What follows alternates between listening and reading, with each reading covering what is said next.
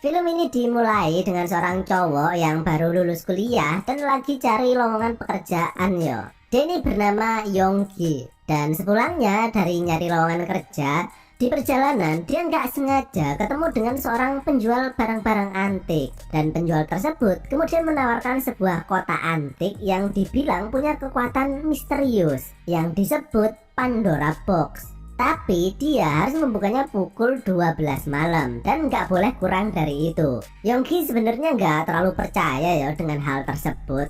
Tapi ya untuk kategori barang murah ya nggak ada salahnya dicoba toh. Yonggi kemudian pulang dan tidur sambil nunggu jam 12 malam. Tapi kemudian dia terbangun dan masih jam setengah 12. Dan karena Yonggi ini nggak sabaran yo, dia pun akhirnya langsung membuka kotak tersebut. Dan ternyata isi dari kotak tersebut adalah sampah. Isinya adalah satu buah kondom dan poster lowongan pekerjaan dari perusahaan yang bernama NIT. Merasa ditipu sama penjual tadi, Yonggi kemudian ngomel-ngomel sendiri dan langsung tidur. Dan film ini pun dimulai.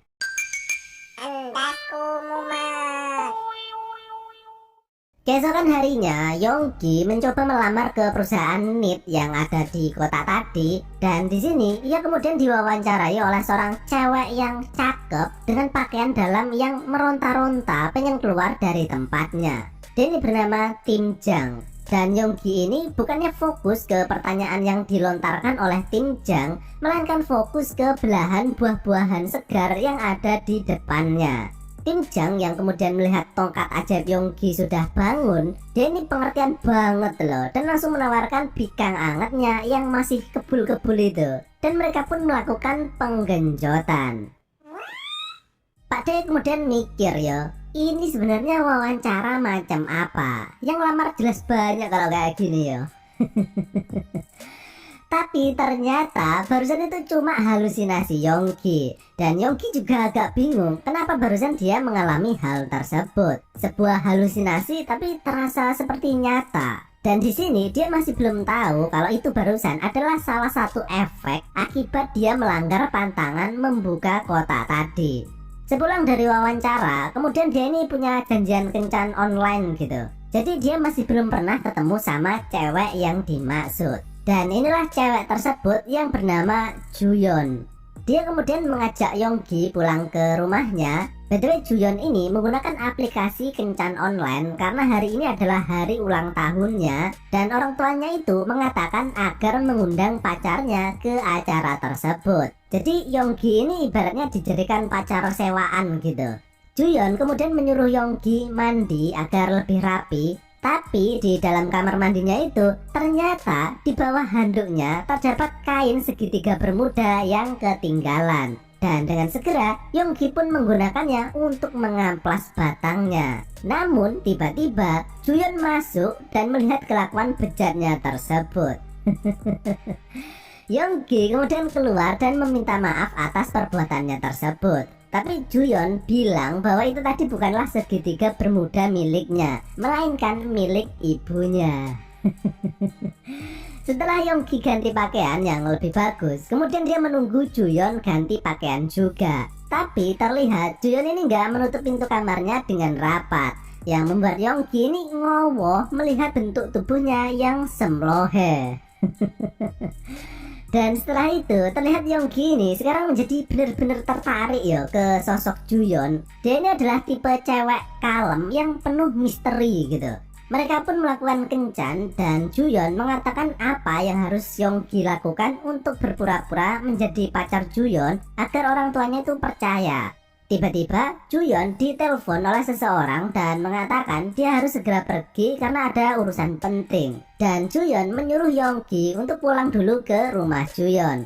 Ketika hampir tiba di rumah Juyeon, kemudian Yonggi melihat ada sesosok cewek yang pakai pakaian ngapret yang sedang jendrat-jendit. Dan ternyata itu tadi adalah ibunya Juyeon yang bernama Heong, yang baru saja berbelanja keperluan Natal. Dan melihat gumpalan tumpeng yang pengen berontak keluar dari roknya Heong, mata Yonggi ini pun terhipnotis dan mengikuti gerakan geol-geol tersebut. Ketika sudah masuk di dalam rumah, Yonggi kemudian membantu menghias dekorasi pohon Natal. Tapi tiba-tiba kakinya terpeleset dan terjatuh pingsan. Haeyoung yang melihatnya kemudian menolongnya dan secara tidak sengaja menumpahkan air di celana Yonggi. Dan dari sini cerita Jav pun dimulai. Haeyoung kemudian mencoba membersihkan air yang ada di tongkol jagungnya Yonggi. Dan Yonggi yang sedari tadi melihat nutrijelnya Haeyoung yang kenyal itu kemudian gak kuat dan akhirnya terjadilah perseteruan antara ular dan lubang buaya. Tapi ternyata kejadian barusan itu pun hanyalah halusinasi Yonggi saja ketika dia pingsan. Ya meskipun adegannya lumayan lama sih. Di sini terlihat Yonggi tersadar dan di depannya sudah ada Juyeon, Haeyoung dan ayahnya Juyeon. Malamnya mereka kemudian merayakan hari ulang tahun Juyeon. Dan ketika Juyeon dan ayahnya pergi ke belakang, terlihat Yonggi yang justru PDKT sama Haeyoung. Nah inilah yang disebut sambil menyelam minum susu. Acara ulang tahun tersebut pun selesai dan orang tua Juyeon juga sudah pulang. Sementara itu Juyeon mengantar kepergian Yonggi dan berterima kasih atas bantuannya sudah berpura-pura menjadi pacarnya. Ya meskipun cuma sehari sih. Namun Yonggi berharap agar besok mereka bisa bertemu lagi. Yonggi pun pulang sambil menelpon temennya dan bercerita bahwa hari ini dia nih bahagia banget karena bertemu dengan seorang cewek yang menurutnya sangat menarik. Dia pun langsung pulang dan langsung bergegas untuk tidur. Dan disinilah Pak D kaget dengan cerita film ini. Waktu menunjukkan setengah 12 malam seperti pas dia membuka Pandora Box kemarin. Dan tiba-tiba dia ini diteleport ke waktu pagi hari persis seperti hari kemarin. Yaitu di depan pintu perusahaan NIT tadi ketika dia hendak melamar pekerjaan. Yonggi pun tentu saja bingung ya kenapa dia tiba-tiba ada di sini. Dia pun berusaha pergi dari tempat tersebut, tapi dia akan tetap diteleport terus-menerus ke tempat yang sama pada jam yang sama. Akhirnya Yonggi terpaksa masuk ke ruangan tersebut. Dan uniknya, Tim Jang kini kembali mewawancarai Yonggi seolah-olah dia ini tidak pernah bertemu dengan Yonggi kemarin. Namun karena otak Yonggi ini cuma berisi penggenjotan ya, dia merasa bodoh amat dengan keadaan aneh yang dialaminya saat ini. Mungkin ini cuma mimpi saja toh. Yonggi pun kini berniat untuk melakukan penggenjotan secara paksa dengan Tim Jang. Tapi dia selalu gagal dan pada saat itu juga dia akan dikirim kembali alias di reset ke waktu dan tempat yang sama seperti di awal tadi. Dan gak cuma itu, Yonggi juga harus kembali lagi bertemu dengan Juyeon dari awal, bertemu dengan Haeyoung, merayakan ulang tahun, kemudian pulang, dan besoknya dia pun kembali lagi dari titik awal.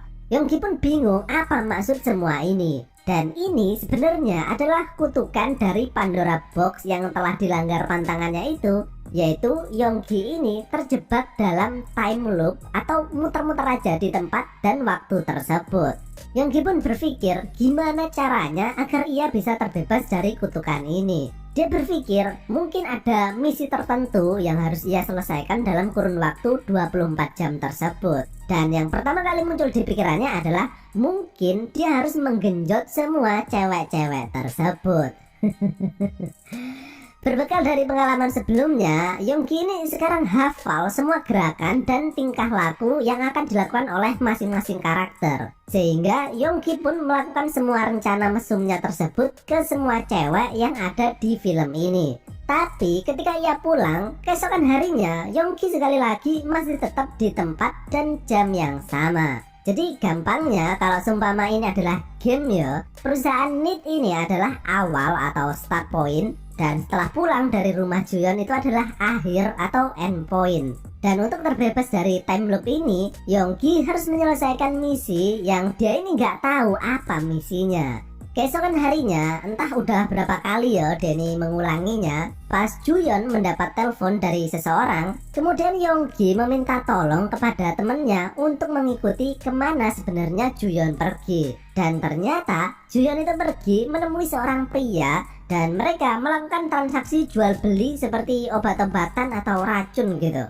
Temennya ini kemudian mencoba menelpon Yonggi, tapi karena dia ini sibuk PDKT sama Haeyoung, dia nggak tahu kalau ada telepon tersebut. Dan ketika pulang, barulah dia mengetahui informasi tersebut dari temannya. Tapi Yongki nggak tahu ya, apakah informasi tersebut adalah informasi berguna untuknya atau tidak. Yongki pun sebelum tidur, kemudian mencoba mengingat-ingat sesuatu. Dan dia sadar bahwa ternyata selama ini Juyeon itu adalah karakter yang terlihat memendam rasa penuh kesedihan ya. Dia pun tertidur dan sekali lagi berada di start point. Namun kali ini dia mencoba melakukan semua hal dari awal sampai akhir secara positif dan bukannya berdasarkan asas penggenjotan ataupun berdasarkan norma-norma bercocok tanam. Yongki kemudian mencoba menyelinap masuk ke kamar Juyeon dan di sana dia menemukan fakta bahwa Juyeon ini adalah anak angkat. Ayahnya meninggal, ibunya menikah lagi, jadi dia punya ayah tiri dan kemudian ibunya meninggal. Jadi bisa dibilang Juyeon ini depresi berat. Kenapa? Silakan dilanjutkan menonton biar kalian tahu ceritanya. Sepulang dari rumah Juyeon, kemudian Yongki melakukan hal yang belum pernah ia lakukan sebelumnya, yaitu dia kembali lagi ke rumah Juyeon.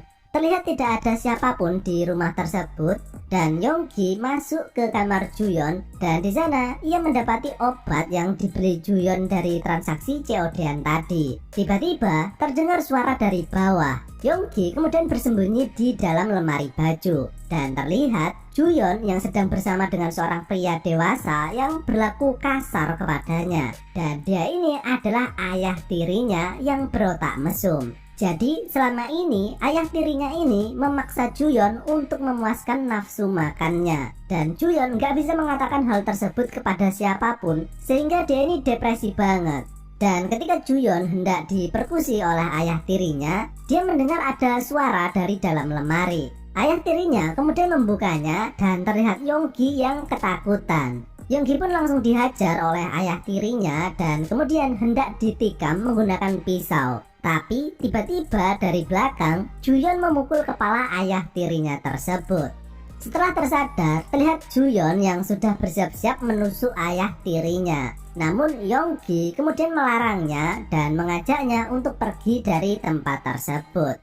Juyeon yang kemudian teringat dengan kedua orang tuanya akhirnya mau mengikuti ajakan Yongki. Jadi bisa dibilang selama ini Yongki itu gagal karena pada end point, yaitu pas Yongki pulang ke rumah, sebenarnya Juyeon itu tadi didatangi oleh ayah tirinya, dia diperkusi dan kemudian dia bunuh diri. Jadi misi dari Yongki sebenarnya adalah menyelamatkan Juyeon. Juyeon pun dibawa ke tempat Yongki dan akhirnya untuk pertama kalinya Yongki pun berhasil menikmati bikang anget. Karena selama ini adegan penggenjotan sebelumnya itu ceritanya itu cuma hayalan saja toh.